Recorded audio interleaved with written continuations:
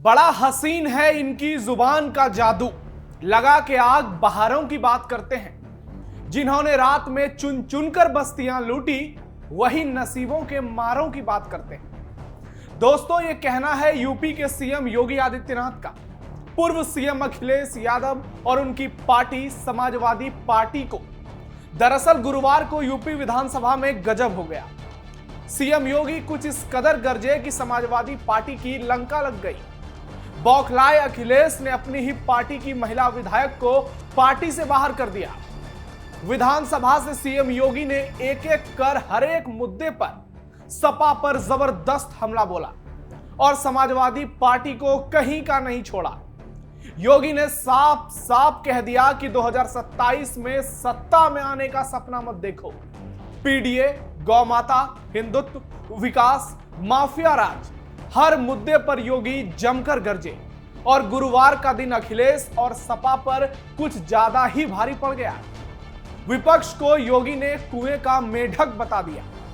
शायद अखिलेश यादव ने भी इस बात की कल्पना नहीं की होगी कि योगी आदित्यनाथ आज इस तरह से छक्के पर छक्के लगाएंगे और सियासी पिच पर समाजवादी पार्टी के छक्के छुड़ा देंगे, सपा को चारों खाने चित कर देंगे। नमस्कार, कैपिटल टीवी उत्तर प्रदेश के स्पेशल शो थर्ड आई में आपका स्वागत है। मैं हूं नवेंदु शेखर झा।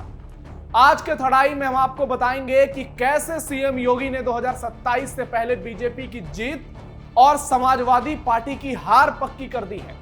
वीडियो बहुत शानदार होने वाला है, लास्ट तक जुड़े रहिएगा। विधानसभा में छाए योगी आदित्यनाथ, सपा को कर दिया पूरी तरह एक्सपोज। सीएम योगी ने सेट कर दी 2027 की गोटी। टेंशन में अखिलेश, सपा में मची भगदड़। सबसे पहले आपको बता दें कि समाजवादी पार्टी ने विधायक पूजा पाल को अपनी पार्टी से निष्कासित कर दिया है, क्योंकि उन्होंने विधानसभा में सीएम योगी की खुलकर तारीफ की थी, जो अखिलेश को रास नहीं आई। हालांकि उन पर पहले भी राज्यसभा चुनाव में क्रॉस वोटिंग और बीजेपी का साथ देने का आरोप लगा था, लेकिन गुरुवार को अखिलेश ने उन्हें पार्टी से निकाल दिया। लेकिन गुरुवार को ही अखिलेश के लिए बहुत भारी पड़ गया। हर ओर सिर्फ और सिर्फ योगी आदित्यनाथ ही छाए रहे, जिन्होंने सपा को विधानसभा में पानी पिला दिया। योगी ने कहा कि जो गौ माता को धोखा दे सकता है, वो दूसरों के साथ क्या करेंगे। लोग गाय का दूध तो पी लेते थे, लेकिन गौ माता को कसाई के हवाले कर देते थे। आप लोगों को गौ माता का श्राप ही ले डूबेगा, इसलिए आप 2027 में आने का सपना नहीं देखो। पहले योगी की आपको शायरी सुनाते हैं, फिर उनके बयान से रूबरू कराएंगे। कि बड़ा हसीन है इनकी जवान का जादू, लगा के आग बहारों की बात करते हैं। जिन्होंने रात में चुन चुन करके बस्तियां लूटी, वही नसीबों के मारों की बात करते हैं। मैं देख रहा था कि आप लोग जब गौ माता के साथ भी धोखा दे सकते हैं, तो किसको नहीं धोखा देंगे आप। और यही तो करते थे। जो गौ माता को धोखा दे देगा, गाय का दूध तो पीते थे, गाय को सड़कों पे छोड़ देते थे, कसाईयों के हवाले करा देते थे। यही होता था ना, बोचड़ खाने के हवाले करा देते थे। और ये डबल इंजन की भाजपा की एनडीए की सरकार है। 7,727 निराश्रित गौ आश्रय स्थल में आज 16,35,000 गोवंश रखा गया है। आपको तो गौ माता का ही श्राप ले डूबेगा। आज चिंता मत करिए पांडे जी, मैं शिक्षा में भी आ रहा हूं, चिंता मत करिए, मैं वो भी बात बता रहा हूं। नहीं, ये श्राप तो आपको लग पाएगा, और इसलिए 27 में आने का सपना मत देखिए। योगी आदित्यनाथ ने साफ साफ कह दिया कि सपा ने ना सिर्फ गौ माता का अपमान किया, बल्कि भगवान को भी सांप्रदायिक बना दिया। योगी ने पीडीए पाठशाला पर सपा पर सवाल उठाए और जमकर हमले भी किए। समय में जब यहां पर पाठ्यक्रम का हिस्सा बनाया गया था कि नहीं, गौ से गमला भी होगा और गौ से गणेश भी पढ़ा दो, तो आपने कह दिया नहीं, गौ से गणेश नहीं होगा, ये तो सांप्रदायिक हैं। यानी भगवान को भी आपने सांप्रदायिक बना दिया। आपने कहा गौ से गधा सबसे अच्छा होगा। ये आप पढ़ा रहे थे, ये समाजवादी पार्टी कर रही थी, ये तो स्थिति थी आपकी, ये आप यही कर रहे थे पांडे जी। देखिए आप लोग यही करते थे जी, और मैं इसीलिए कह रहा हूं सोच का फर्क है, ये सोच का फर्क है। यह मत पढ़ाइए अपनी राजनीतिक विकृति और इस विकृत सोच का शिकार उन मासूम बच्चों को मत बनाइए। आप तो मौन थे जब वो बच्चे इंसेफ्लाइटिस के शिकार होते थे।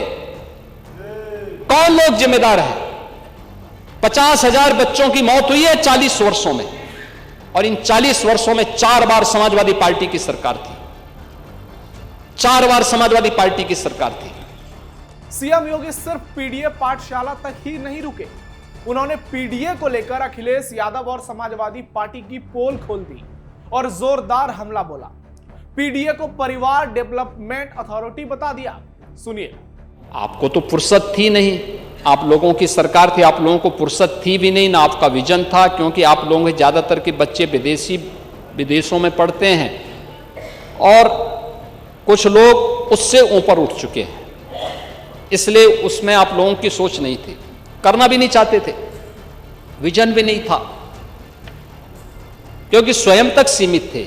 आपका जो एक परिवार डेवलपमेंट अथॉरिटी थी ना, वो आपको अपने स्वयं के परिवार से बाहर नहीं सोचने देती है।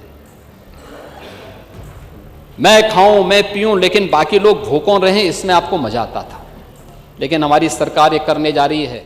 सीएम योगी ने विधानसभा से मुलायम परिवार पर बड़ा हमला बोला और बताया कि कैसे एक समय में बरकिमघम से बग्घी लाए जाते थे। सीएम योगी ने इस दौरान अखिलेश के चाचा शिवपाल यादव पर भी चुटकी ली और तब सदन ठहाकों से गूंज उठा।